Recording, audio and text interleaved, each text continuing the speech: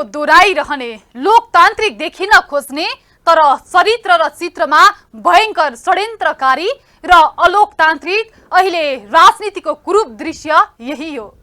प्रगतिशील, क्रान्तिकारी र राष्ट्रवादी देखिन जति सकिन्छ उग्रता प्रदर्शन गर्ने, किनभने जवाबदेहिता त कानुनमा मात्र नहो, नेताका सोसियल क्रेडिट, नैतिक ताकत लापत्ता भइसक्यो।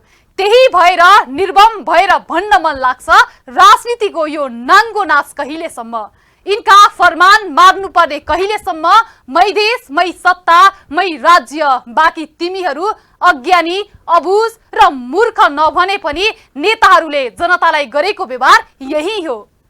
अनि दुर्भाग्य लाइन लाएर यस्तै राजनीतिलाई सफल, लोकप्रिय र निर्विकल्प भन्नुपर्ने हाम्रो बाध्यता।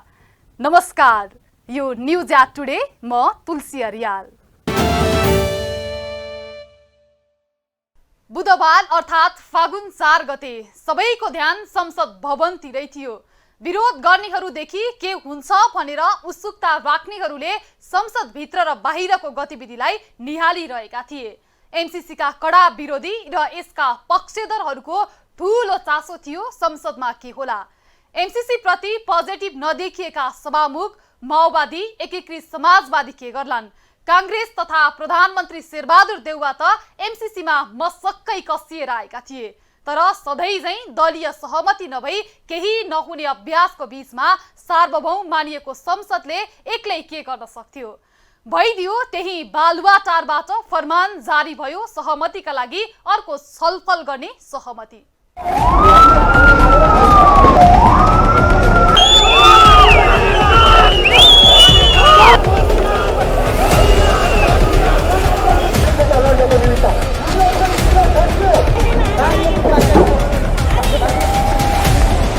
बुधबार अन्य दिन भन्दा बानेश्वरको दृश्य अलि फरक देखिन्थ्यो। सधैँ सवारी साधनले चाप हुने बानेश्वरको माहौल बुधबार अलि भिन्नै थियो। अन्य दिनको तुलनामा सडकमा कम सवारी साधन गुडेका देखिन्थे भने सडकभरि प्रदर्शनकारी थिए। बानेश्वर स्थित संघीय संसद बाहिर र भित्रको स्थिति तनावग्रस्त देखिन्थ्यो। बाहिर एमसीसी विरोधी प्रदर्शनकारीको प्रदर्शन र भित्र एमालेको विरोध। संसद बाहिर एमसीसी फिर्ता घर, राष्ट्रघाती एमसीसी चाहिँदैन, देश बेच्न पाइँदैन लगायतका नारा चर्किएका थिए भने भित्र जारी प्रतिनिधि सभा बैठकमा प्रमुख प्रतिपक्ष दल नेकपा एमालेको विरोधले संसदमा पनि जिन्दाबाद र मुर्दाबादको नारा लागिरहेको थियो। 6 पटकसम्म स्थगित हुँदै सकसले बुधबार बसेको प्रतिनिधि सभा बैठक शोक पारित गर्ने अनि थारू आयोगको प्रतिवेदन पेश गर्ने बाहेक अन्य केही हुन सकेन।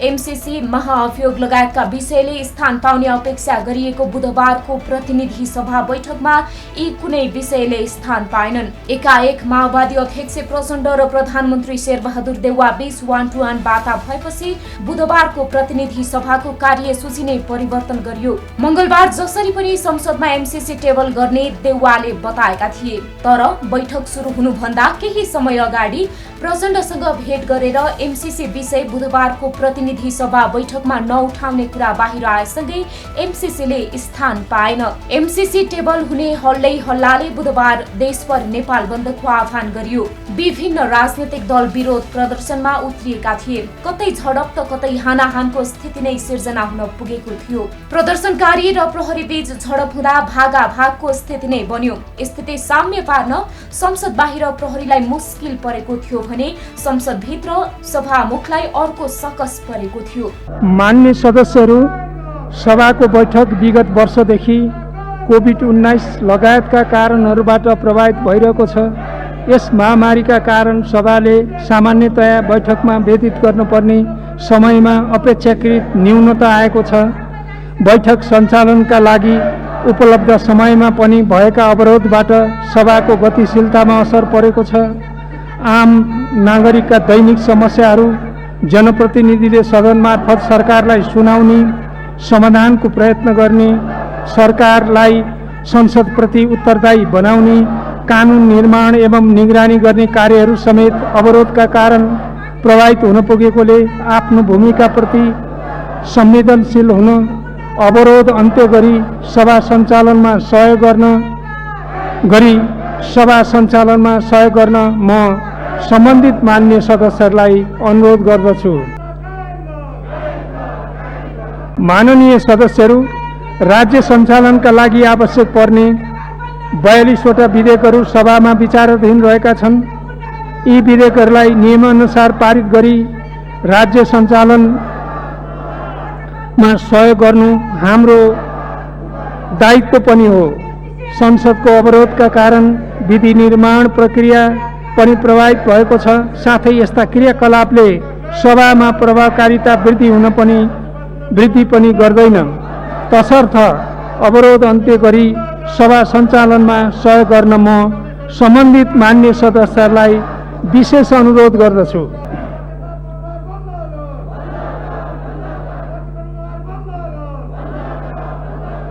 बैठक सुरु हुना साथ एमालेका सांसदले बैठक कक्ष भित्रै नाराबाजी सुरु गरे। बैठकलाई रोक्न खोजे तर उनीहरूको नाराबाजीलाई बेवास्ता गर्दै सभामुख नियमित कार्यसूचीतर्फ प्रवेश गरे। कार्यसूचीमा समावेश भए अनुसार प्रधानमन्त्री शेरबहादुर देउवाले थारू आयोगको तेस्रो प्रतिवेदन पेश गर्ने कार्यसूची रहे पनि शेरबहादुर देउवाको तर्फबाट कानून मन्त्री दिलेन्द्र प्रसाद बडुले एमालेको विरोधकै बीच प्रतिवेदन पेश गरे। सभामुखले प्रमुख प्रतिपक्ष दल नेकपा एमालेलाई बारम्बार संसद अवरोध नगर्न आग्रह गरे तर एमालेले सुनेको नसुने गर्यो अनि निरन्तर नाराबाजी गर्दै आफ्नो अडानबाट पछि हटेन।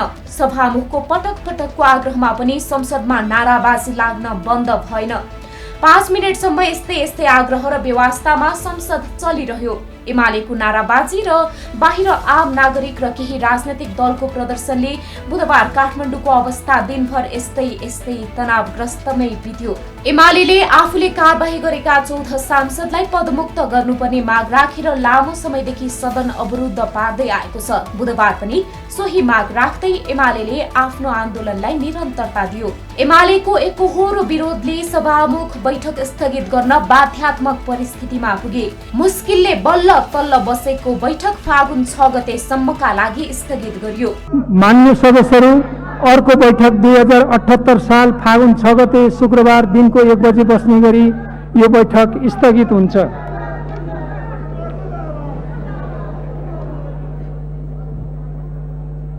पटक पटक स्थगित हुँदै बुधबार बसेको प्रतिनिधि सभा बैठक पनि शोक प्रस्ताव पारित गर्नमै केन्द्रित रह्यो। शोक प्रस्ताव पारित गर्ने बाहेक अन्य कुनै काम हुन सकेन। 2057 सालमा पनि एमालेले नै लामो समय संसद अवरुद्ध गरेको थियो। अहिले त्यो रेकर्डलाई तोड्दै एमालेले 7 महिनासम्म संसद चल्न दिएको छैन। संसद यसरी बन्धक बन्दा पनि संसदमा विभिन्न महत्त्वपूर्ण विधेयक अलपत्र अवस्थामा छन्। सांसदले आफ्ना नागरिकका समस्या संसदमा राख्न पाएका छैनन्। एमसीसी महाअभियोग लगायतका महत्त्वपूर्ण विषय अड्किएका छन्। विगत 7 महिनादेखि मुलुकको संसद चल्न सकेको छैन। प्रधानमन्त्री शेरबहादुर देउवाले संसदको अवरोध हटाउन पहल गरे पनि एमालेले वार्तालाई नै अस्वीकार गर्दै आएको छ। बालुवाटारमा यस्तो सहमति भइसकेर संसद स्थगन भइसक्दा पनि बाहिरको दृश्य भने साम्य भएको थिएन।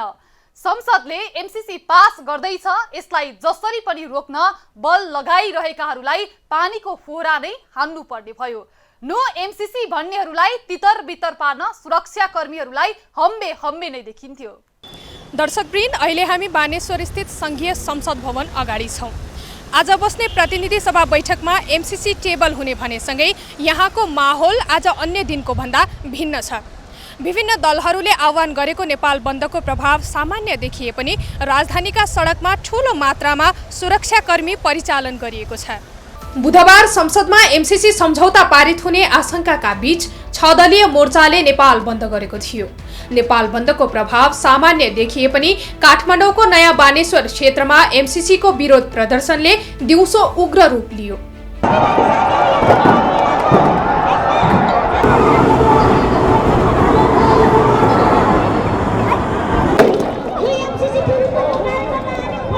एमसीसीको विरोधमा प्रदर्शनमा उत्रिएका र प्रहरी बीच झडप भयो।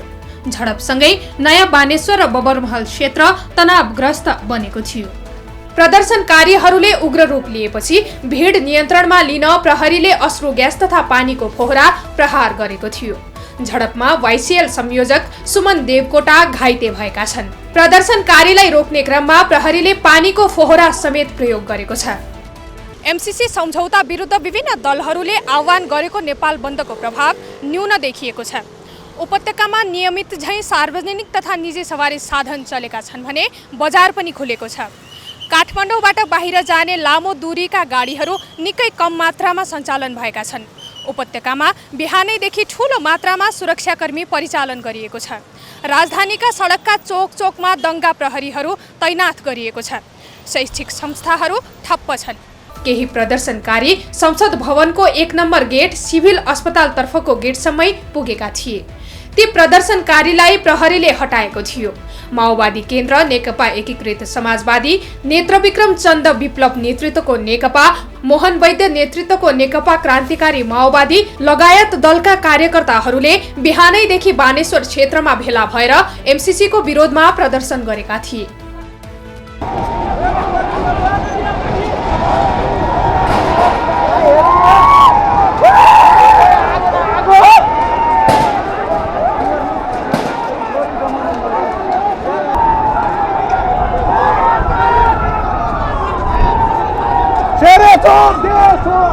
राष्ट्रिय प्रजातन्त्र पार्टी राप्रपाको समूह पनि एमसीसीको विरोधमा मिसिएको थियो।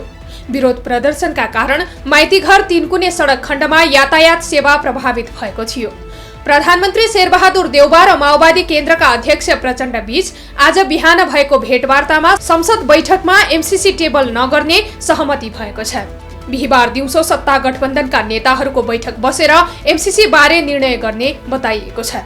सभामुख अग्नि सापकोटाले पनि दलहरूबीच सहमति नजुटेको भन्दै एमसीसीलाई कार्यसूचीमा नराख्ने निर्णय सुनाएका थिए। एमसीसी चाहिँदैन, देश बेच्न पाइँदैन, अमेरिकी दबाव मुर्दाबाद लगायत नारा लगाउँदै माओवादी निकट वाइसिएल र अनेरा स्ववियु क्रान्तिकारीले बानेश्वर क्षेत्रमा प्रदर्शन गरेका थिए।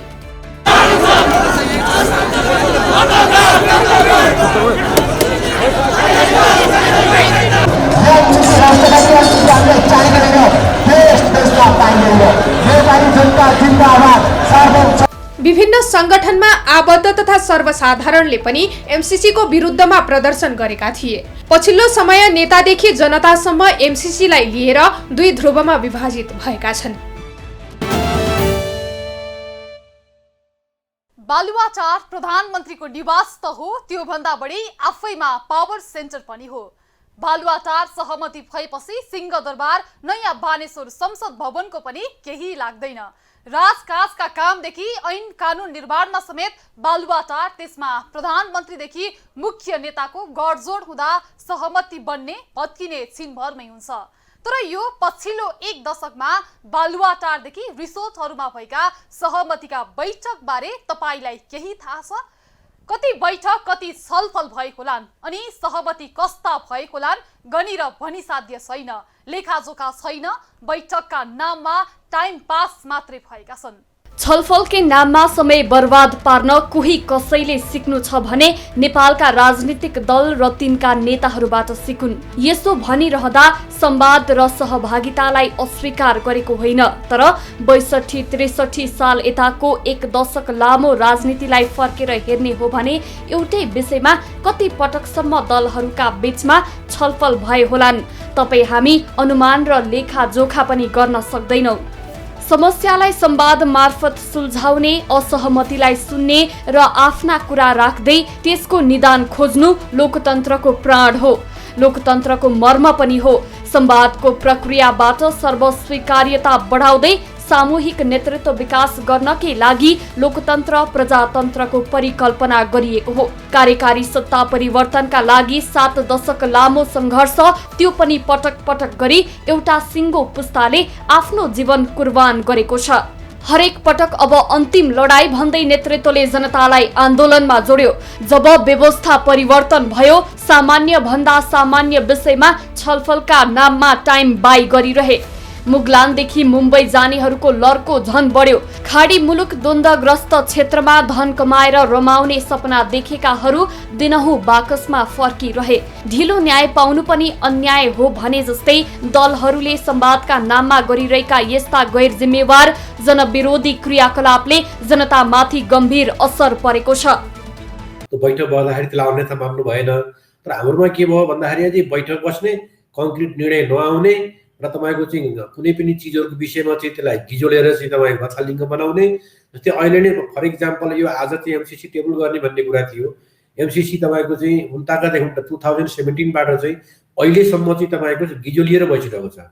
कहिले एउटा पार्टीले एउटा चिज भनिरहेछ, कहिले अर्को पार्टीले अर्को चिज भनिरहेछ। सरकारमा हुँदा एउटा कुरा हुन्छ, बाहिर हुँदा एउटा कुरा हुन्छ।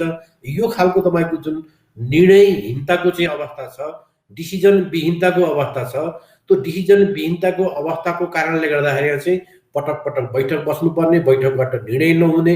यो पटक पटक बैठक बस्दाखेरि जुन टाइम लस भएको छ, जुन तपाईँको घाटा भइरहेको छ, समय देशले समय बर्बाद गरिरहेको छ, देश समृद्धिको यात्रामा जानुपर्नेमा, देश समाजवादको यात्रामा जानुपर्नेमा पटक पटकका बैठकले गर्दाखेरि समय बर्बाद भएको छ। यता नेताहरू छलफल, संवाद, मिटिङ, भेटघाटका नाममा तारे होटलदेखि रिसोर्टसम्म निष्कर्षविहीन वार्ताको प्रहसन गरिरहे। एउटै विषयमा तिनै दल एक दुई पटक होइन, सम्भवतः सयौं पटक छलफलमा बसे पनि निस्कने निष्कर्ष भनेको निष्कर्षविहीनता नै बन्यो। सहजै बुझ्न सकिन्थ्यो बाहिर छलफल भने पनि भित्र भने उनीहरू समस्या सुल्झाउन कति पनि गम्भीर बनेनन्। यो उनीहरूको बदमाशी जति हो त्यो भन्दा बढी उनीहरू असक्षम, अयोग्य र नालायकीको प्रमाण हो। यो पोलिटिकल्ली चाहिँ यसलाई भन्दा असक्षमता भन्नुपर्छ। अपराधी चाहिँ नभनिहालौँ, किनभने बैठक गर्ने चिजलाई चाहिँ त्यति साह्रै नेगेटिभ चाहिँ नहेरौँ। तर यो असक्षमता हो। एउटा बैठकले पार ल्याउन नसक्ने, दुईटा बैठकले पार ल्याउन नसक्ने, तीनटा बैठकले पार ल्याउन नसक्ने र विषयलाई चाहिँ गिजोले बनाउने, यो राजनीतिक असक्षमता हो। कहिले संविधान निर्माणका नाममा, कहिले शान्ति प्रक्रियाका नाममा त कहिले संघीयताका नाममा देशले सयौं पटक नेताहरूका संवादलाई बेहोरेको छ। हाम्रो आशय फेरि पनि भन्छौं, संवाद, छलफल र सहभागितालाई अस्वीकार वा निषेध गर्ने हुँदै होइन। यसको विकल्प पनि छैन। तर एउटै विषयमा घण्टौं, महिनौं र सयौं पटक पनि छलफल गर्दा नसुल्झिने समस्या विषयमा हो कि नेताहरूको नियतमा हो, यो प्रश्न सोध्न अब ढिला नगरौं। मुलुक निर्माण गर्ने तपाईँको चाहिँ राजनीतिले नै हो। जब राजनीति तपाईँको दिशाविहीन हुन्छ, जब नेतृत्व तपाईँको दिशाविहीन हुन्छ, जब नेतृत्व तपाईँको चाहिँ निर्णयविहीन हुन्छ, त्यसपछि राज्यले दुःख पाउँछ, नागरिकले दुःख पाउँछन्। हजुरले भने जस्तै हामी चाहिँ तपाईँको वास्तवमा अहिले हजुरले कुरा उठाउनुभयो विदेश जाने, अरबको खाडीमा गएर काम गर्ने तपाईँको चाहिँ हाम्रा युवा शक्तिहरू, इनर्जेटिक शक्तिहरू तपाईँको जुन बाहिर हामीले गइरहेको छ, त्यसबाट रेमिटेन्स ल्याएर चाहिँ हामी देश चलाउन खोजिरहेका छौँ। रेमिटेन्स बढी आउँदाखेरि चाहिँ हामी खुसी हुन्छौँ। त्यो रेमिटेन्स आउँदाखेरि हामीले गुमाउनु परेको चाहिँ युवा शक्ति र चाहिँ त्यसबाट चाहिँ उताबाट आउने दिनमा 3-4 चाहिँ कफिन लास्टका चाहिँ तपाईँका कफिनहरू चाहिँ हामी हेर्दैनौँ। त्यो शक्ति गुमेको चाहिँ हामी हेर्दैनौँ। रेमिटेन्स आउँदाखेरि चाहिँ हामी खुसी हुनु परिरहेको छ। यो अवस्थामा पुर्याउनुको लागि चाहिँ देशका राजनीतिक नेताहरू, देशको तपाईँको चाहिँ राजनीति अस्थिर खालको तपाईँको त्यो पोलिटिकल अवस्था जिम्मेवार छ। बुधबार पनि यस्तै भयो। एमसीसी संसदमा टेबल गर्ने र पारित गर्ने तयारी गरिरहेका प्रधानमन्त्री शेरबहादुर देउवाले फेरि अर्को छलफल गर्ने भन्दै बुधबारलाई रोके। प्रधानमन्त्री र उनको पार्टी बुधबारै संसदमा पेश गर्ने तयारीमा रहे पनि सत्ता गठबन्धनका अर्का नेता प्रचण्डले संसद सुरु हुनु केही समय अघि अन्तिम मौका भन्दै बिहीबार छलफल गर्न तयार बनाए। अहिलेको सरकार पनि सरकार एक अविच्छिन्न उत्तराधिकारवाला संस्था हुन्छ। त्यसकारण हामीले पनि यसलाई अब धेरै दिन पर्खेर राख्न हुँदैन। यो संसदमा प्रवेश गर्नुपर्छ, संसदमा टेबल हुनुपर्छ, संसदमा छलफल भएर संसद जो सार्वभौम संस्था हो, आधिकारिक संस्था हो, यसबारे बोल्ने संस्था हो, त्यसमा प्रवेश गराउँ। यस्ता छलफल बालुवाटारमा धेरै पटक भइसकेका पनि छन्। निर्णायक भनी बस्ने, निष्कर्षविहीन उठ्ने कस्तो संवादको तौर तरिका हो? समाजवाद उन्मुख व्यवस्था यो शैलीले आउला के यसरी नै देश बन्ला? ओठे जवाफ होइन, विश्वासिलो आधार र देखिने कार्यान्वयन चाहिएको छ। एमसीसीले देश तताएको छ। मुलुक स्थानीय तहको निर्वाचन नजिकै छ। तर सबैको ध्यान निर्वाचनमा नभएर एमसीसी र प्रधान न्यायाधीश जबरा विरुद्ध दर्ता महाअभियोगतर्फ केन्द्रित छ। एमसीसीले देशमा पुनः हिंसात्मक गतिविधि मचाएको छ। बन्द र आन्दोलन झल्काउने गतिविधि सडकमा देखिएका छन्। हवस् त न्युज एट टुडे आजलाई यति नै। हामी सबै बिदा हुन्छौँ। नमस्ते।